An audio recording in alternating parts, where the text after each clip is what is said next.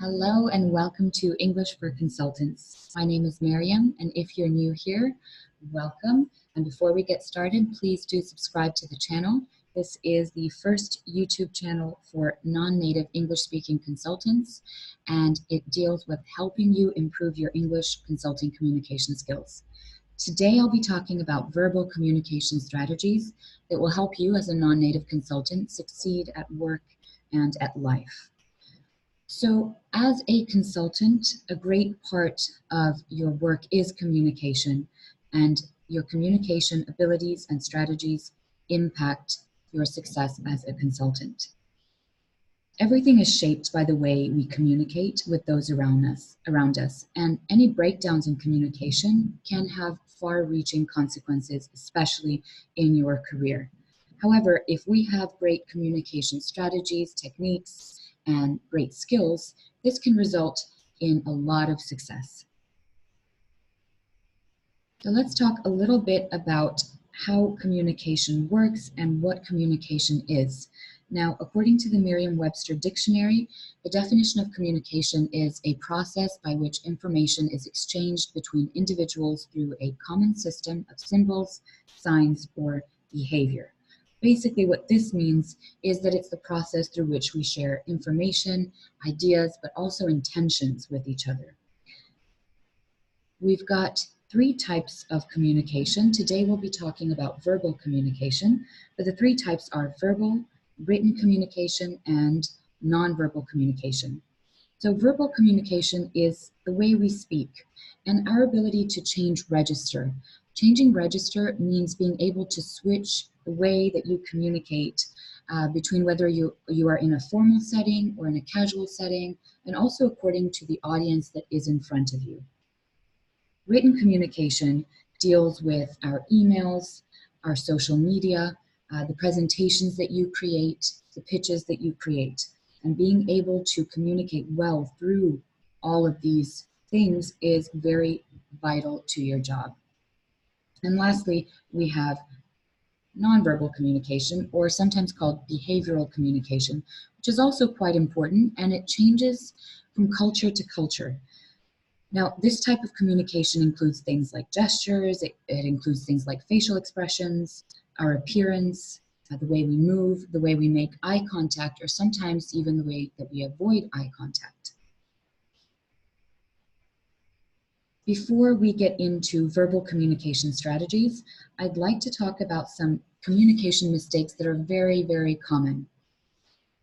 So as we all know, communication is a two-way street. It doesn't just mean being able to speak well and relate our message well. It also means being able to listen well to the other person. And a lot of the times, what happens is that we have poor listening skills. What that means is that we are listening only in order to respond, which means we're not really listening to the other person. What this creates is a lot of communication barriers. The next problem, or the next communication mistake, is weak writing skills. It is not easy to write well. However, it's very important to be able to use your grammar and your vocabulary correctly in order to be successful when communicating something via writing. The next point is distractions. A lot of the times, people allow consistent distractions to be a part of their day, and this is very damaging when you are in a conversation with another person. It really does impede your ability to listen well, and it also impedes your ability to speak well. The fourth point I want to mention is making assumptions, and what I mean by this is assuming something before you are actually explained the topic by the person that you're talking to.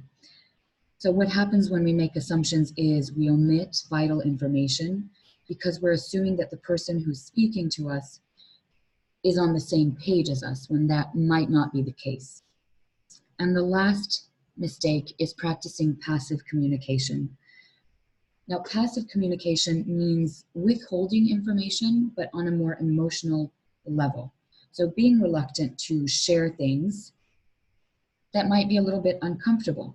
Things such as feelings, fears that you have regarding any particular thing.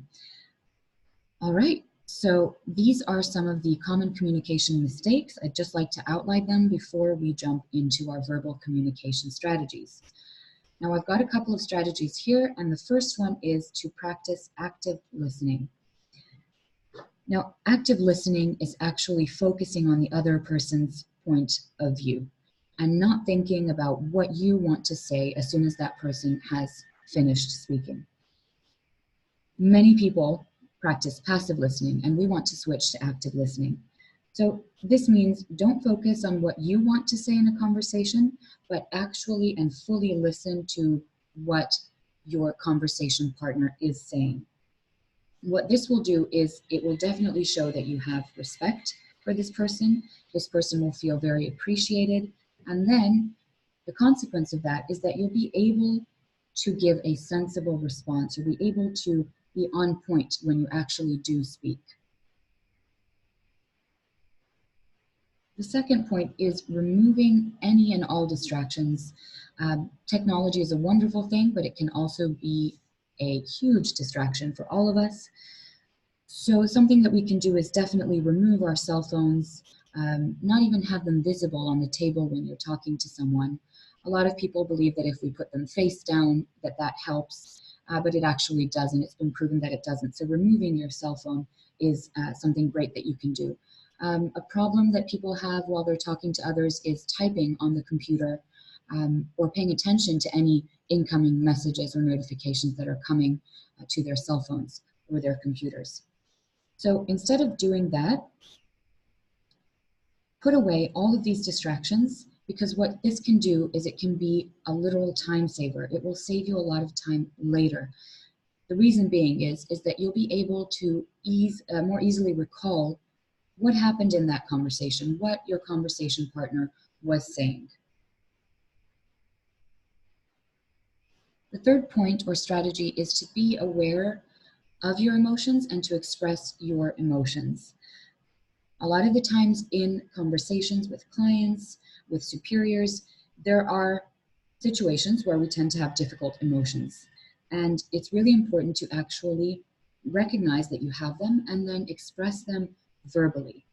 It might be very hard, but some tips that you can use are to avoid starting with you.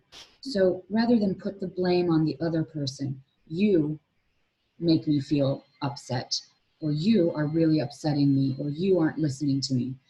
That puts the heat on the other person, and then that person will not be very happy to listen to your point of view. Instead, go ahead and start with I feel. When you use I feel, you're putting the responsibility on yourself in a way that makes the other person feel like you're not attacking them. And then they will be much more open to actually listening to you and being able to discuss your concerns with you.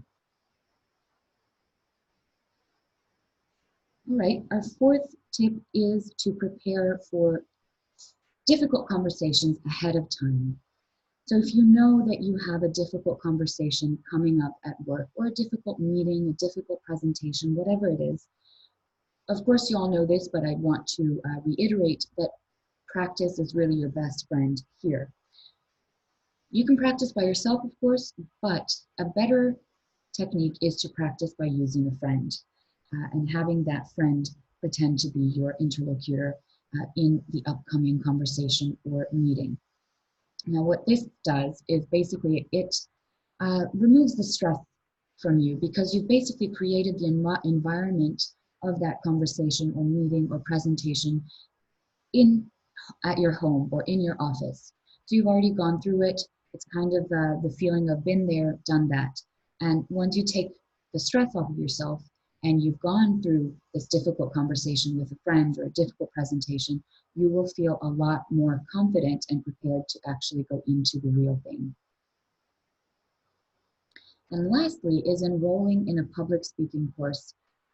All of us, no matter what our profession, no matter whether we're native or non-native speakers, we all tend to have a little bit of a fear of public speaking, and that's just natural.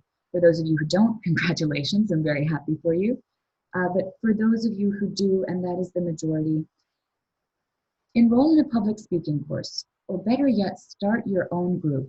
grab a couple of your colleagues that you're close to or a couple of friends that have the same issue and start a group which is similar to a public speaking course. For example, if you have 5 people in that group and you meet once a week, and once a week you all stand up in front of each other and give a speech, give a presentation, do a pitch. Again, it gets you used to the atmosphere, it gets you used to the role, it will remove any anxiety that you have, and then you'll be left with a feeling of confidence, which is a wonderful feeling before you go into your actual meeting, speech, or presentation. All right, those are the tips that I have for you. I hope they were helpful. Stay tuned for the next video where I will be talking about written communication techniques that will help you as a non-native consultant succeed at work and at life. And before you go, please don't forget to like, subscribe, and check out the description box for more amazing things. Also, for one-on-one coaching, you can click on the link in the description box below to schedule your free strategy session with me. Hope you enjoyed this and have a wonderful day.